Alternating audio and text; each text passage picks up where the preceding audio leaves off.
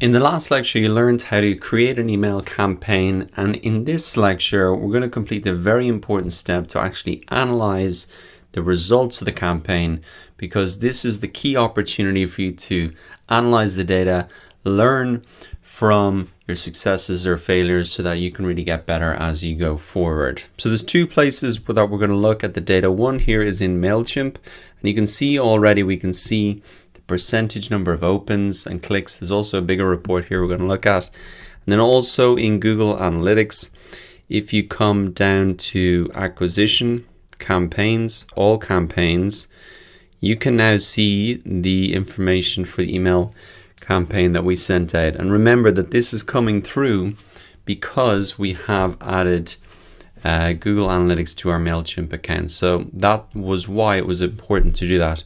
So we can really see the number of people that came to the website from that email campaign, and also the number of people then who eventually signed up. But let's go back and start with MailChimp.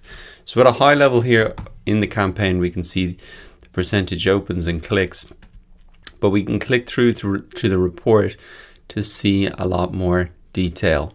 Now, if you have a professional or pro MailChimp account, you can set up kind of revenue goals, etc., and really see revenue driven, but I haven't done that, so we'll just be looking really at the information here.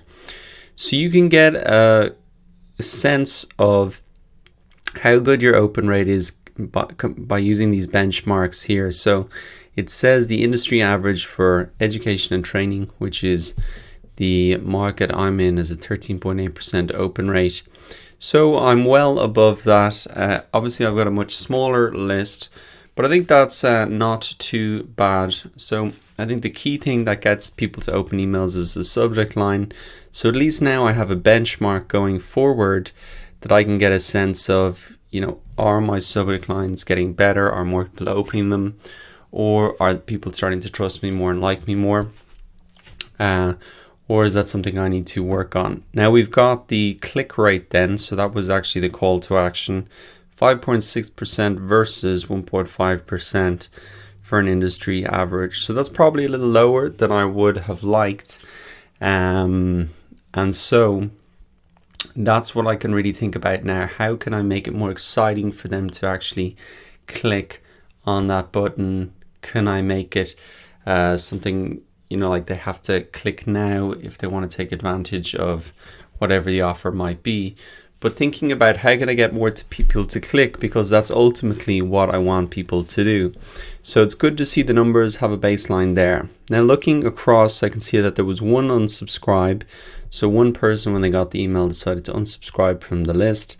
So that's only one person out of 71. That's not too bad at all. Happy enough with that. Now, if you want further explanation on all of these metrics, you can see then there's a little icon here that you can click around, and it'll help explain those more for you. You also can see a 24-hour performance. It's not quite been 24 hours.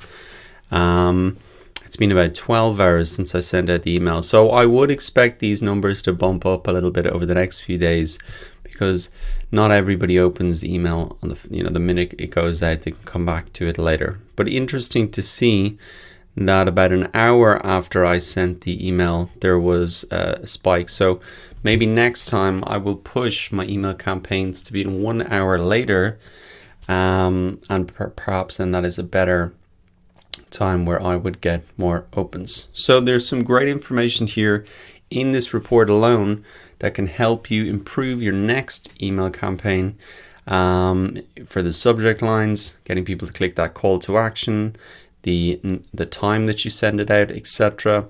And so as you do more and more campaigns, you want to keep coming back to this, learning from the data. Now, as well as the analytics here in MailChimp, you might want to come into your Google Analytics account under acquisition, campaigns, all campaigns, and you will see the results here for the actual email campaign. So I can see that there was 5 new users came to the site as a result of the email campaign, spending an average time of 3 minutes and 43 seconds on the site, which is pretty long.